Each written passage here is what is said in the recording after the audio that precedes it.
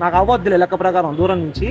ఆమెకి ఏంటంటే ఆయన భర్త చనిపోయిండు, అవ్వేమో ఒంటరిగా ఉన్నా నాకు తాత కావాలంటుంది.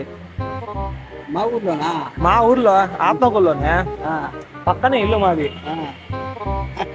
అవ్వ ఏమంటుందంటే నాకు ఏదైనా మంచి ముసలోడు ఉంటే చూడు పెళ్లి చేసుకుంటా ఉంటుంది. నేను చేసుకుంటా. చేసుకో, ఇచ్చి మీరు సిగ్గుపడకండి, చచ్చిపోవాలనిపిస్తుంది. చేసుకో. అవ్వ బాగుంటుంది. అర్ధరాత్రి కూడా నా ఇద్దరు రావటం లేదు. నువ్వేమన్నా పోతావు నేను చెప్పుడు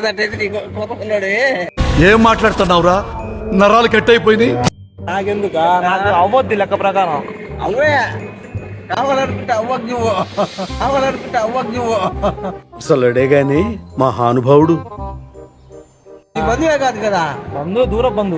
మరే మరే ఆమె ఏమంటుందంటే నా తాతే కావాలంటుంది.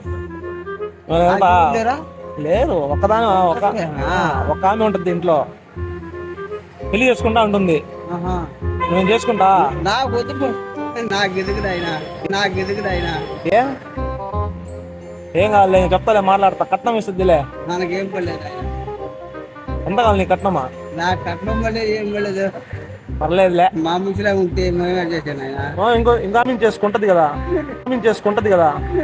అంటే అన్నాడు గాని ఆ ఊహ ఎంత బాగుందో.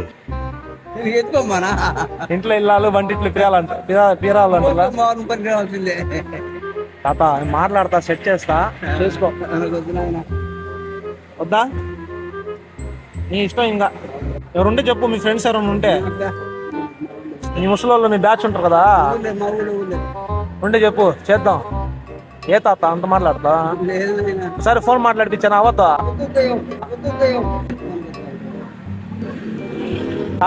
తాత అంటుంది.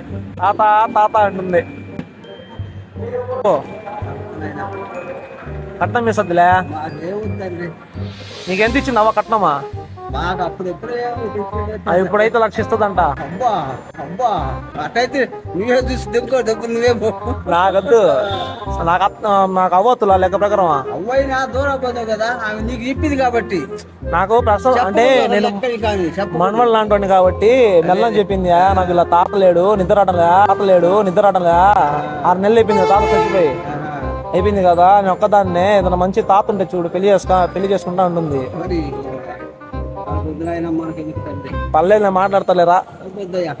లేచిపోండి ఇద్దరు లేదండి. లేచిపోండి ఇద్దరు. బాగుంటది అవ్వ, బాగుంటది తెల్లంగా. కట్నం ఇస్తుందిలే. అదేంది అట్ట మాట్లాడతావు? ఇప్పుడే చెప్తున్నా తాత, మళ్ళీ మిస్ చేసుకుంటే మళ్ళీ రాదవ్వ. సరే, నీ ఇష్టం అయితే. అవ్వద్దంటావు అయితే, నీ ముసలిది ఉంది చాలా అంటావు. సర్లే, నీ ఇష్టం. నేను వెళ్ళిపోతున్నా అయితే. వద్దా? అదే నీ ఇష్టం అయితే.